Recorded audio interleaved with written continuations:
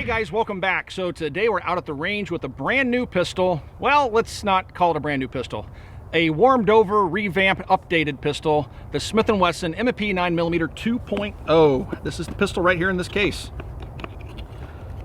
So this is a very popular handgun on the American market. It was one of the first striker-fired US-made handguns that really gave Glock a run for its money. The M&P has been a very popular handgun in law enforcement with, people for personal defense, even in the competition circuits. It's really caught on and has quite the following. But those same people over the years have had some complaints about the handgun, which isn't uncommon. This is one of the first generation guns here. You'll notice that the 2.0 doesn't look much different. Mine does have an apex trigger. I'll talk a bit more about that in a little bit later in the video. But the gun was well received. There were a few fleas that people complained about. Things like, I know that that Chris Costa, for example, put out a warning some time ago that the guns had accuracy problems, that they had some reliability issues. Some of the folks didn't like the grip. A lot of folks did not like the trigger, which brings us back over to the apex trigger that's in my first generation gun here, and a few other things. And so Smith & Wesson listened to what people said, which any good company will, and they incorporated some changes into the new 2.0 gun. Interesting choice of names. 2.0 is kind of something that most people would associate with software updates. Do I think this is a 2.0 gun? Do I think it's a vast improvement over the original gun? Well, that's what we're going to kind of talk about in this video. This is kind of a hello gun video. This is a first range session. We have not shot the gun yet.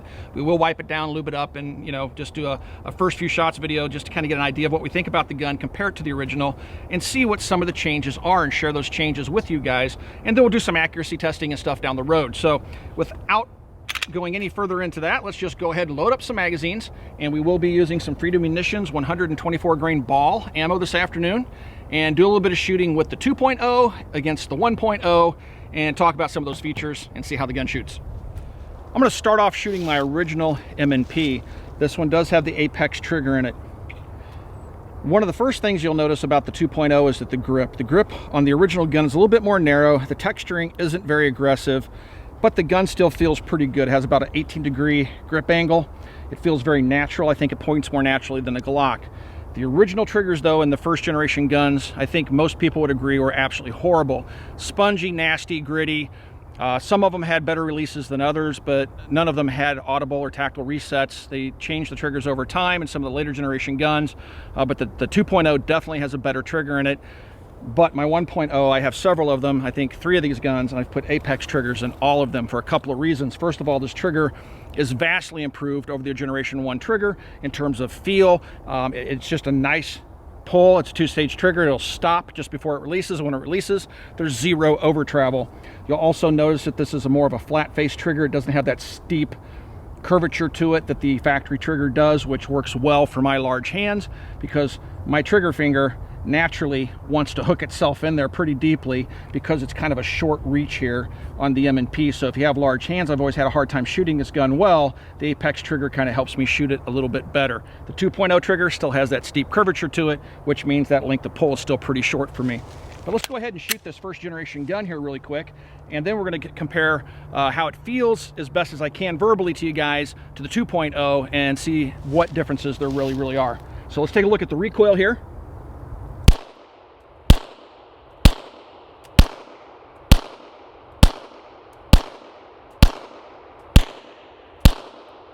So you see the guns shoot really flat. The M&P has always impressed me because the recoil impulse is very manageable. Now these are 124 grain loads. These would be NATO type ball rounds, which will be a little bit warmer, and the gun shoots very flat and is very comfortable to shoot.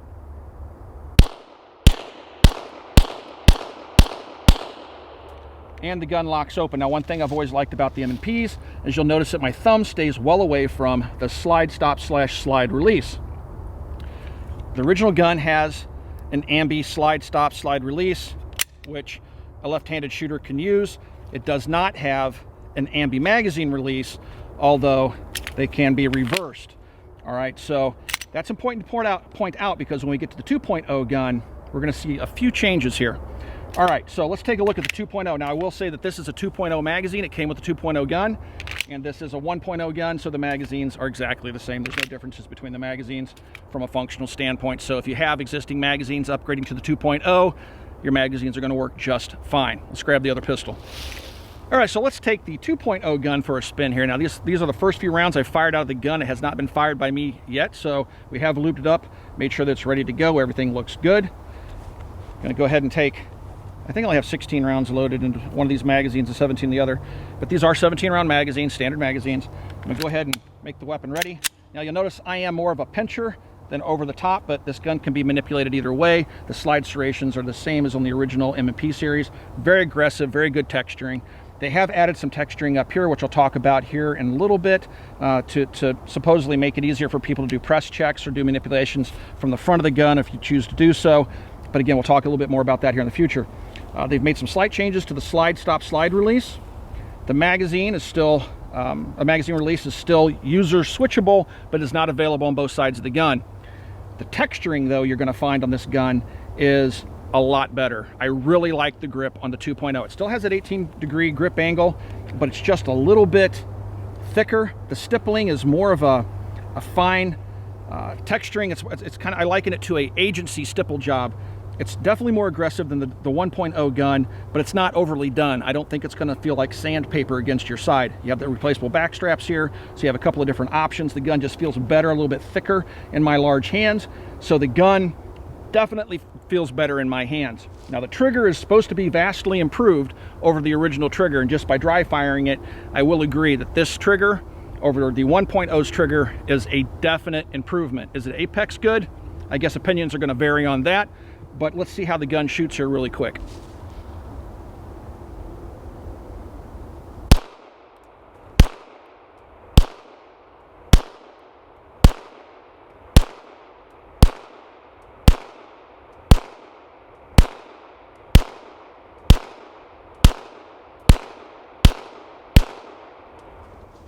The trigger's nice, so it still has the break that's kind of, the length of pull for my large hands is a little bit off.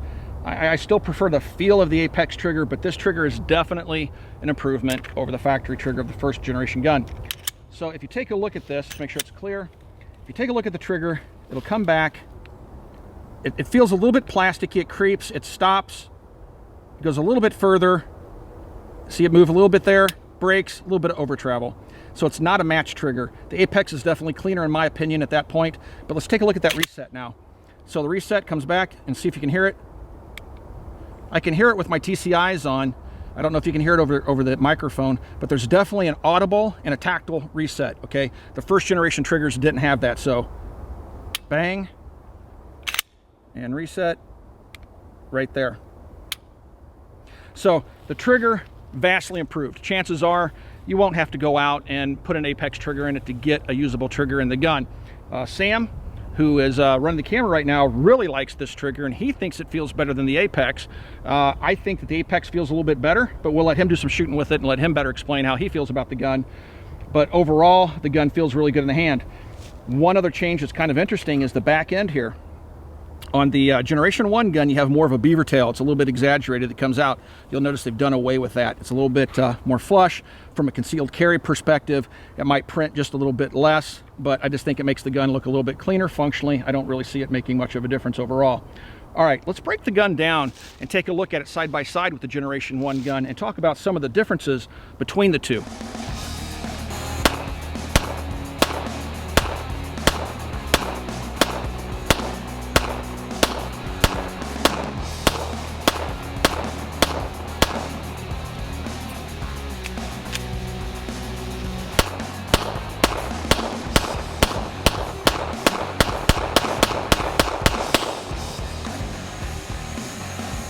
So let's kind of go over some of the differences between the 1 and 2.0 pistols. In my hand, I have the 2.0. I've already pointed out that the grips are considerably different. So this is the 1.0 here. I'm tapping with my index finger with the 2.0 over here. You can see that the grips are different. The sights you're going to find are exactly the same. So aftermarket sights are going to be identical. My first generation gun actually has night sights on it. My second generation gun does not. You will notice that that beaver tail I talked about on the first generation gun is absent from the second generation gun. They still have the dingus in the grip. So if you want to not pull your trigger to disassemble the gun, you still have the option to use the dingus.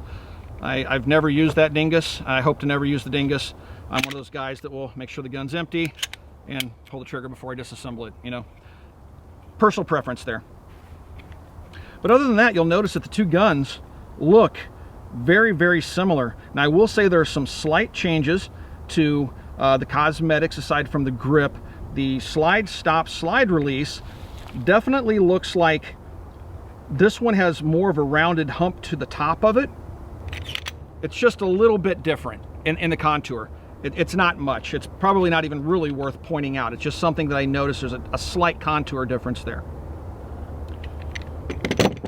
The Generation 2 gun has these slide serrations right here that the Gen 1 gun doesn't. Now, honestly, guys, I don't see the value of these much at all. If anything, those are more cosmetic than functional. And the reason I say that is if you look right here on the frame is narrow here, and then you have a hump that widens right here. If I grab the gun and pinch it and pull back using those serrations, when my thumb hits right there, it breaks the grip and the gun goes forward. So if I'm using those serrations, I honestly cannot use them to open the action of the gun much further than that. I'm better off pinching higher on the slide to be able to open it. So these serrations are of minimal use. I would say they're cosmetic and mostly useless. I wish Smith & Wesson would have taken this texturing back here and applied it right here if the goal was to allow people to do slide manipulations from the front of the gun. These really, I don't see much value in them. I think they're kind of really pointless. Now, it still has a pick rail down here, just like on the first generation gun. So everything else is pretty much the same. Let's take a look on the inside. There's some changes on the inside. To make the weapon safe, you go ahead and lock the slide to the rear, inspect the chamber, let the slide go forward. Actually, my bad. I think I'm doing a Glock. Inspect the chamber, rotate the takedown lever. Now let the slide go forward. When it gets to about there, pull the trigger, or use your dingus in here and release the sear and pull the two apart. Now when we look inside of the gun, the top half of the gun looks pretty much the same. So this is my 2.0 slide. I'm gonna go ahead and take my 1.0 slide apart.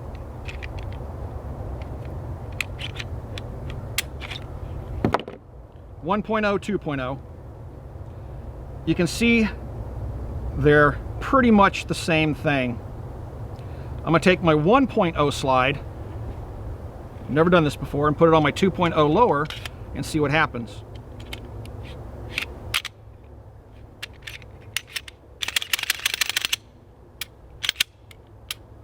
But it looks to be the same. I'm gonna go ahead and disassemble it. So the 1.0 slide and the 2.0 slide really have no noticeable differences in terms of how they fit and interface with the frame. The 2.0, there's its recoil spring, looks just like the 1.0. Take the barrel out. The barrel has a distinct difference. This is the 2.0 barrel that I'm shaking here in my right hand. Taking the 1.0 barrel out. All right. So 2.0, 1.0. You'll notice the feed ramp is wider and it may be just a hair longer. Now we're trying to see, we don't have the measurement tools out here, but it looks like there might be some slight geometry changes here as well. But the fact that I can put the 1.0 slide assembly on a 2.0 lower seems to indicate if there are any differences, they're very, very minor. But the one thing that really stands out is that feed ramp. Definitely have a bigger feed ramp, which will probably translate into better reliability with a wider variety of ammunition. Taking a look at the 2.0's frame. Now I don't know if Sam's going to be able to get in close enough to see this. This is something I haven't seen a whole lot of people talking about online, but it was curious to me. There's a piece right here in front of the slide stop, slide release that acts as something of a detent. Notice when I push up on it, you'll see how it kind of locks in like a detent. On the 1.0 gun, that's not present. It just drops down. We think we figured out why that is. All right. That little detent keeps the gun from automatically chambering around when you slam the magazine home with a fresh mag. And we'll demonstrate that here in a minute. Also, if you take a look at the the lower side by side, this is the 2.0, this is the 1.0. You can see that they look very similar still. Definitely some changes in there, but very similar. We'll go ahead and we'll mix the slides up and see what happens, see if they still work. I do notice some slight cut changes back here that are different. Obviously, again, you can see that beaver tail, but for the most part, they're the same gun. So the real differences are pretty much cosmetic, with the exception of the feed ramp and that little detent, which we're going to play with next. So let's go ahead and put the guns back together now that we've kind of talked about the differences between the two. And let me show you what I think that little detent is doing here on the 2.0 gun. All right, guys, so let's go ahead and test the theory of what that little detent might possibly be for in the version 2.0 handgun with regards to the slide stop / slide release. Here's the Generation 1 gun. If you just tap these on the bottom, the magazine would go in and it would chamber around, it would drop the slide. It doesn't take much effort at all to do it, okay? It's even easier to do with the full magazine. So I'm not gonna insert the magazine that hard. It just drops right in, chambers around, and some folks may not want the gun to do that. So let's go ahead and empty the magazine out of this gun, then let's see how much effort it takes with the 2.0 gun to do the same thing.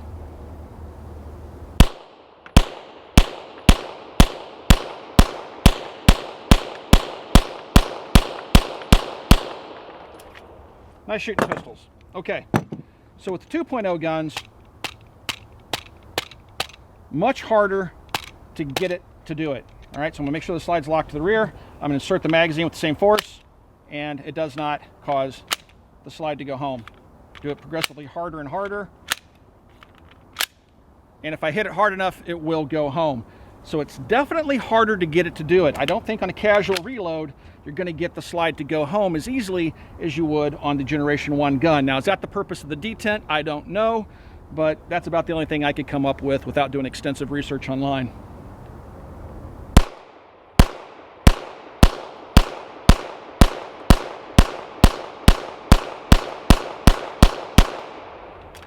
Yep, I still like the feel of the Apex trigger, just the face of it, but I will say the trigger on this 2.0 gun is good. It's a good trigger. I like it. I won't put it in the PPQ or the VP9 or even the P10C range, but it's close. Very, very good trigger.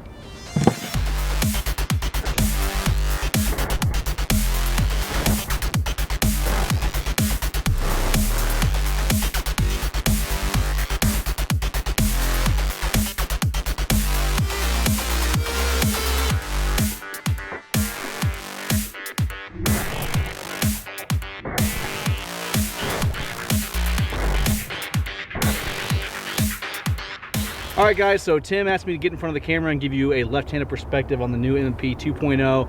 Obviously, the M&P, when it was first launched, did come with the ambidextrous slide release, which is an awesome feature in this gun. It actually works really well. This is the original version, the 1.0, as Tim has been calling it.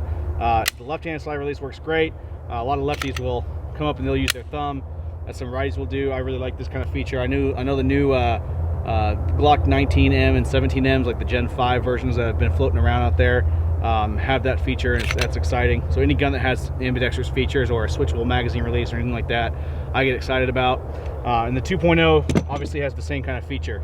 Now, I think it's due to this detent that Tim talked about in the earlier segment regarding the mitigating the auto forwarding that the M&P has been known for. But the left-handed slide release is not as easy to manipulate as the original M&P 1.0 is. But still, ambi features are always nice, and you know, it's now that the gun's been shot a little bit, it does seem to be breaking in. So again, that's a feature that is always nice to see on guns. Not quite as nice as some of the other new ones coming out, the CCP10, the VP9, or anything like that. But again, anyone that's doing ambi features makes a left-handed guy happy. So, oh, another thing I need to talk about is the trigger, right? Everyone's got their own subjective opinions about how a trigger is, how it feels, what they think about it, and it really runs the gamut from, you know, do you like the heavy, hard, snappy triggers, the guys that like the zero take up, flat face, whatever. It's all across the board. Everyone has their own preference. But obviously the universally accepted fact is you want a nice crisp break and a tactile reset, all right? And that's kind of what the M&P 9 2.0 delivers, in my opinion.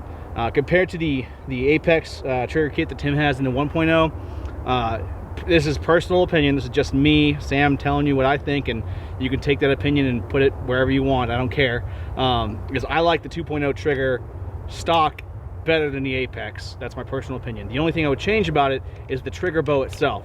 That ultra curved geometry is not really conducive to proper finger placement, and is not really ergonomically comfortable for anything but like slow target shooting, in my opinion. Again, that's the only thing I would change. I like the way it feels, I like the way it breaks, I like the feel of the reset. It's a really nice upgrade over a standard 1.0 trigger and the Apex, in my opinion, like I've said 5 times before. So let's just shoot a little bit, and again, that slide release, once it gets broken in, I think it'll work better, but you know, we'll see. You can probably hear the reset there too.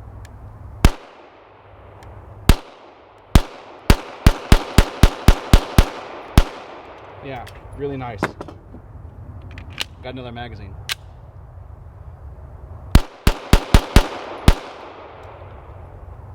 The grip is really nice too. That texture is great. I like seeing the companies coming out with their updated handguns, or the new models in the market have a more aggressive factory texture, which is great. I mean, modern molding technology allows you to do things like this, and it's exciting to see a manufacturer like Smith Wesson have a nice aggressive grip on their striker-fired handguns.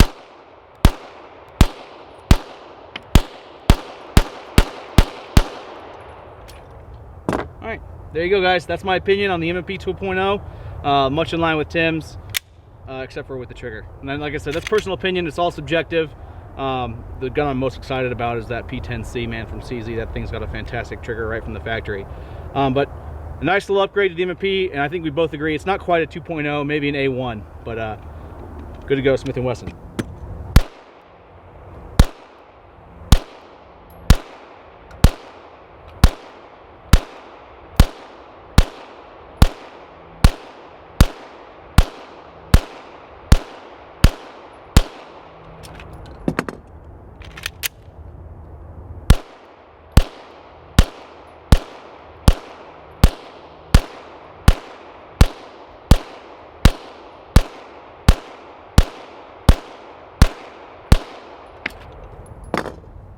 Yep, I like the way it shoots, guys. I've always liked the way the M&Ps shoot. This one just feels better in my hand. I like the way it feels. It's amazing how just a little bit of stippling and a little bit of contour changes can really improve the way the gun feels. I would say that it is a marked improvement in ergonomics just in the shootability of the handgun over the version 1.0. Originally, when I was playing with the gun, my opinion was, and this is why you want to shoot these things and do multiple videos and you know, extend your opinion out over the period of, you know, weeks and months, because your opinions will change as you get more experience with something new. So my original opinion was I didn't really see much difference in the grip, but now having shot it and played with it, I can actually say that this gun feels much better than the original gun. I really like the way it sets in the hand, the way it points. The recoil's still about the same. I can't say that's really changed, but for whatever reason, those minor changes, or seemingly minor changes, really do improve the way the gun shoots and the way the gun handles for me. Subjective, but take it for what it's worth and exactly what you paid for it. Originally, I was going to say if you're a 1.0 owner, don't waste the money on the 2, but that opinion may be changing here for me, guys. I may not hold on to that opinion. I really do like the way the gun feels. The other thing I had mentioned in an Instagram post, one of our local gun shops that got these in early, they're an authorized Smith & Wesson dealer, and they also do Apex trigger swaps. They had told me they could not get an Apex trigger into the new 2.0. I had mentioned that on Instagram. It appears that that's incorrect. Apex does say, I believe, that you can actually use an Apex trigger in the 2.0 if you want to upgrade. So that's not even an issue. So if you don't like the factory trigger bow, you can still put a different trigger into the gun. So yeah, I'm digging the pistol, guys. All right, guys, so we've had 100% function this afternoon with the Freedom Munitions 124 grain ball ammo out of the Smith Wesson 2.0 M&P 9mm. So far, my initial impressions of the gun are quite favorable. It's always interesting to note how opinions can shift, you know, from taking it out of the box and playing with it for a couple of days before actually getting it to the range. I also note that after we've only put a few hundred rounds through it this afternoon, the trigger's actually improved even a little bit more. So I'm actually liking the trigger even more. So it started off good, it's getting even better. But yeah, the gun's controls are very familiar, very comfortable. We did notice, though, that little detent that may be helping with the insertion issue of the slide not going home when you do a reload might also be making it harder for the left-handed shooter to use that slide stop as a slide release. On the first generation gun, it's smooth as butter. On this generation 2 gun for the left-handed shooter, it's a little bit harder for him to manipulate that slide release. But yeah, let's run a couple more magazines out of it, and then that's it. We'll cut out, and we'll talk to you guys next time.